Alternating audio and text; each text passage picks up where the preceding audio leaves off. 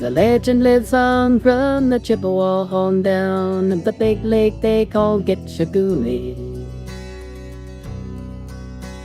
The lake, it is said, never gives up rebid when the skies of November turn gloomy.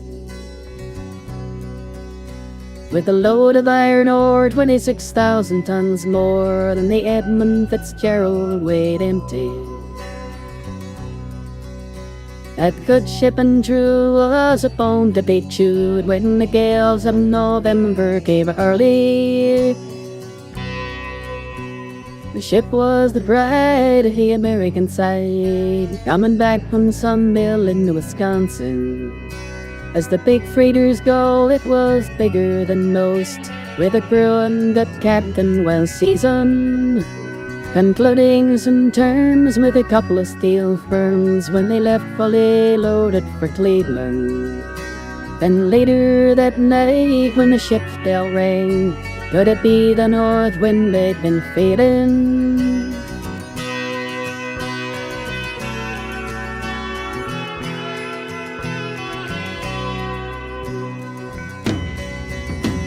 The wind in the wires made a tattletale sound when the wave broke over the railing. And every man knew as the captain bid to 'twas the witch of November come stealing.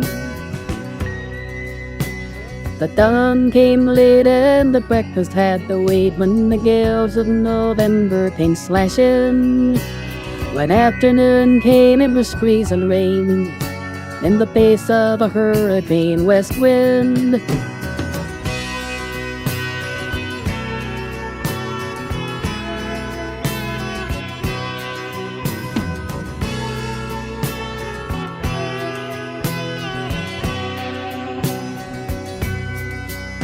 When supper time came, the old pup came on deck saying, "Fellas, it's too rough to feed you."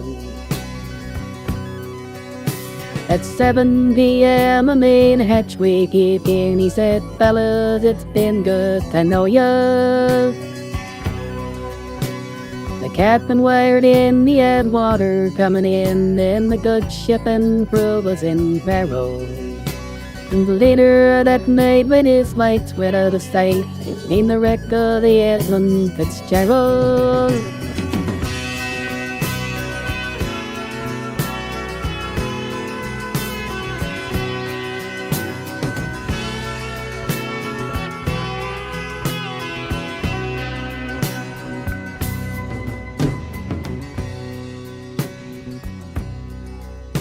Does anyone know where the love of God goes when the waves turn the minutes to hours? The searchers all say they'd have made Whitefish Bay if they put 15 more miles behind her. They might have split up or they might have capsized. They may have broke deep and took water. All that remains is the faces and the names of the wives and the sons and the daughters.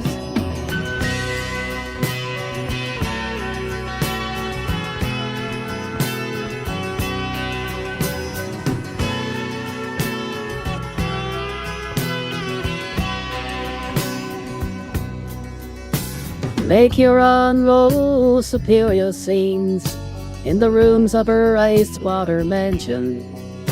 Old Michigan steams like a young man's dreams. The islands and bays are for sportsmen. And farther below, Lake Ontario takes in what Lake Erie can send her. And the iron boats go as the mariners all know, with the gales of November remembered.